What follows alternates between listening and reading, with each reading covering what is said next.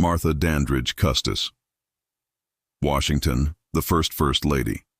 Martha Dandridge Custis Washington stands as a foundational figure in American history, not only for being the nation's First Lady, but also for her resilience, management skills, and complex legacy as a property owner in Colonial Virginia.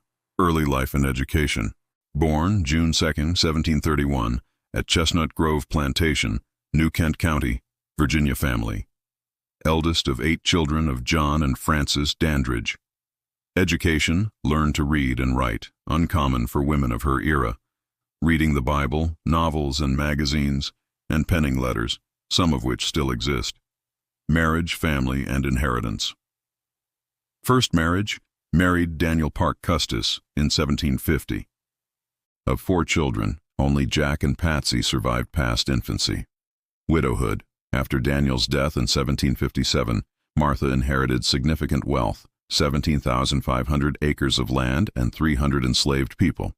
Second marriage, met and married George Washington in 1759, moving to Mount Vernon with her children. Revolutionary War and personal loss. Role during war. Managed the household in George's absence, spent winters at encampments, made supplies for soldiers, and raised funds. Personal tragedies. Lost daughter Patsy to a seizure, then son Jack to camp fever during the Revolution. Raised 2 of Jack's orphans at Mount Vernon. First Lady, setting a precedent. Presidential years. Accompanied George Washington to New York and Philadelphia, serving as the nation's First Lady. Social leadership, hosted levees or Friday evening receptions, blending European formality with American accessibility. Set standards for future First Ladies and political spouses. Challenges. Navigated new public expectations and personal sacrifices, including the loss of privacy. Slavery and Oni. Judge Oni Judge's escape. Martha brought Oni, Ona Judge, an enslaved attendant, to the presidential residences.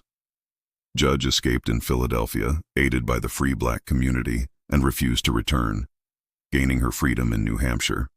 Enslaved people and legacy. After George's death, Martha freed his enslaved people early, fearing for her safety. However, dour slaves remained enslaved, divided among the Custis heirs after her death.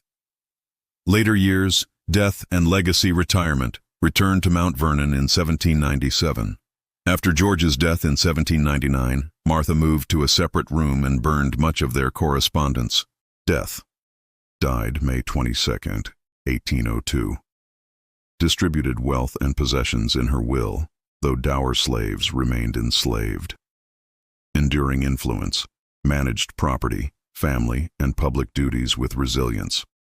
Her example shaped the role of First Lady and highlighted both the strengths and contradictions of her time, particularly regarding slavery and women's roles.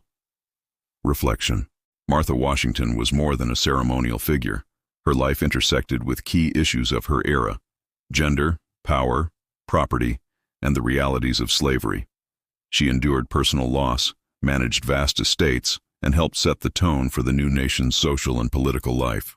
Her story is a reminder of both the progress and the limitations of early American society.